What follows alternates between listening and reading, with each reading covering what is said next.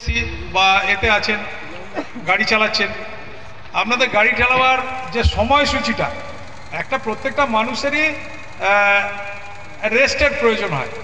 প্রত্যেকটা মানুষ তার 24 ঘন্টার মধ্যে শ্রম দেওয়ার পরে তার একটা নিজের রেস্টের প্রয়োজন হয়।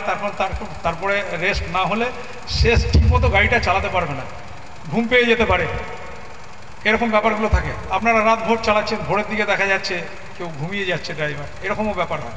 তো এগুলো বলবো আপনারা নিজেরা সময়সূচি করবেন, নিজেরা একটা রেস্টের টাইম রাখবেন, যে রেস্টটা পেলে আপনাদের পরের হাতে যে গাড়িটা চালাচ্ছেন, পরের ডিউটিটা যেটা করছেন সেটা সঠিকভাবে করতে পারেন। এটা আপনাদের ভালোর জন্য বলছি। এখন ধরুন অ্যাক্সিডেন্টটা তো শুধু আপনারা যে কোনো অন্য কাউকে করছেন এটা নয়, নিজেদেরও অ্যাক্সিডেন্ট হয়ে যাচ্ছে, ডিভাইডারে কোনো গাড়ি উঠে যাচ্ছে, এখানে নেই। আপনি দেখবেন জিটি রোডের উপরে রাত্রেবেলা দেখা যায়, আমরা ভোরবেলা গিয়ে মোবাইল করতে করতে দেখছি যে ভোরের দিকে বেশি হয় ঘটনাটা, ডিভাইডারের উপরে গাড়ি উঠে গেছে, কেউ কিন্তু ধাক্কা মারেনি, কিন্তু এই গাড়িটা উঠে যাওয়ার কারণটা হচ্ছে কিন্তু সে কিন্তু রেস্ট পাচ্ছে না ঠিক মতো।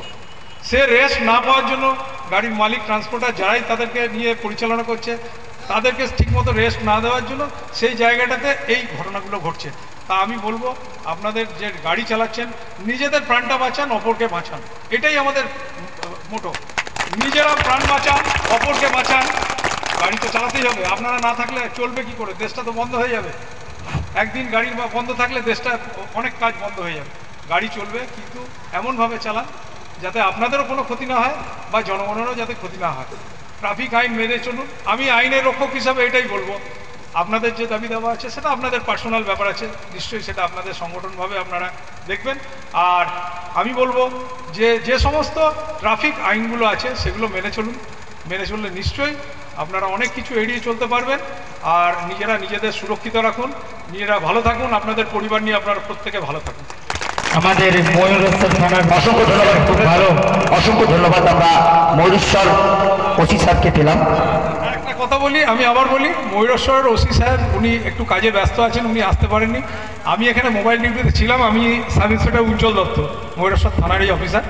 তো আমি আসানসোল, দুর্গাপুর ওই এরিয়াতেও আমি প্রচুর গাড়ি চলে, আপনারা জানেন জিটি রোডটাতে। ওই এরিয়াতেও আমি ট্রাফিকে পোস্টিং ছিলাম এক সময়, এখন থানাতে আছি। তো যাই হোক, এই ব্যাপারগুলো আমারও জানা আছে। আপনারা যেগুলো বললাম কথাগুলো একটু মেনে চলবেন, তাহলে খুব ভালো হবে। আপনাদের পরিবার নিয়ে আপনারা সবাই ভালো থাকবেন। অসংখ্য ধন্যবাদ উজ্জ্বল দত্ত মহাশয়, আমাদের ময়ূরেশ্বর সাব ইন্সপেক্টর। ওনাকে বরণ করে নিচ্ছেন আমাদের ব্লক প্রেসিডেন্ট লালটু দত্ত মহাশয়, লালটু পাগদি, তাই তো, লালটু পাগদি মহাশয়। তাই জোরে করতালির সাথে ওনাকে স্বাগত জানান।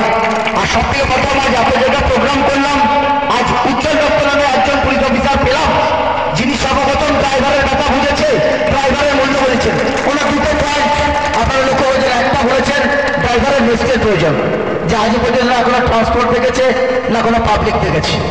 সেকেন্ড নম্বর পয়েন্ট, উনি বলেছেন ড্রাইভার যদি না থাকতো দেশটা অচল হয়ে পড়তো, তাই না? একটু আগে কথা বলছিলাম যে জয় জওয়ান, জয় কিষান আর জয় ড্রাইভার। ড্রাইভারের প্রয়োজনীয়তা আছে। ড্রাইভার যদি না থাকতো, এক প্রান্ত থেকে আরেক প্রান্ত সারাদিন 24 ঘন্টা ছুটে চলেছে, আমরা খাবারটাও বাড়িতে পেতাম না। তাই ড্রাইভারের ব্যাপারটা উনি বুঝেছেন, তাই ওনাকে আরেকবার